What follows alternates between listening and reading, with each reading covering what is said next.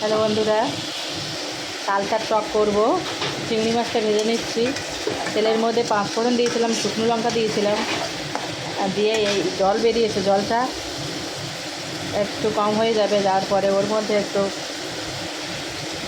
ওই কাঁচা লঙ্কা দেবো।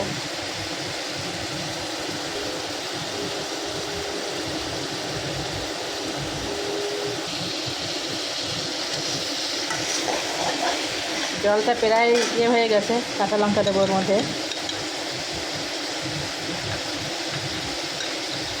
টকের মধ্যে একটু লঙ্কা ভালোই লাগে।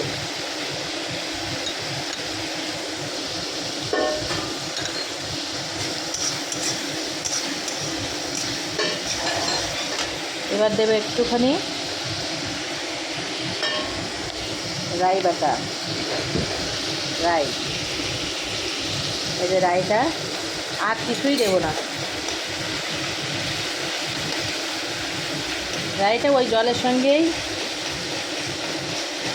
মানে মিক্স করে দিলাম। দেখুন, এরপরে রাইটা একটু বয়েল হয়ে যাওয়ার পরে তারপরে চালটা দেব।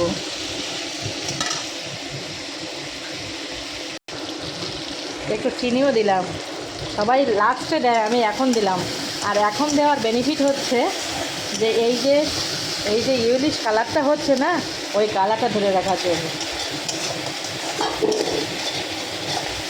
চিনিটা দিলাম। এবার আমি এই দেখুন চালটা কাটা হয়েছে, এটা দিয়ে দেবো।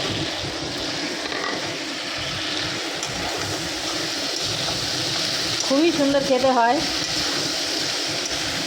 কে কেমনভাবে করে আমি জানি না। এটা বয়েল হয়ে গেলে কাঁচা লঙ্কা তো পরে, একদম পরে লাস্টে দিয়ে একটু কাঁচা লঙ্কা দেবো। এই কাঁচা লঙ্কাগুলো এর সঙ্গে মিশে যাবে।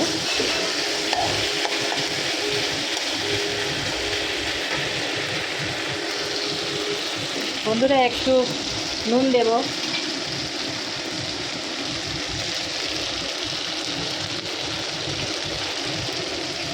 স্বাদ অনুযায়ী নুন তো যে যার মতো দেবে।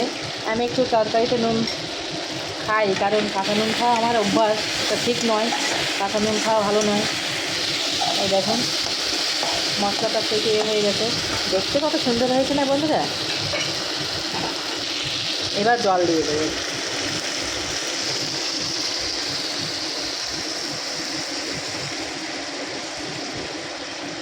ব্যাস, এটা বয়েল হবে। হ্যাঁ বন্ধুরা, এটা কমপ্লিট হয়ে গেছে। আমি নামাবো এক্ষুনি। হ্যাঁ দেখুন, টেস্ট করেছি। আমি তো বলবো ভালো হয়েছে, কিন্তু আপনার করে ট্রাই করুন। জাস্ট ট্রাই করে দেখুন, খুব ভালো লাগবে।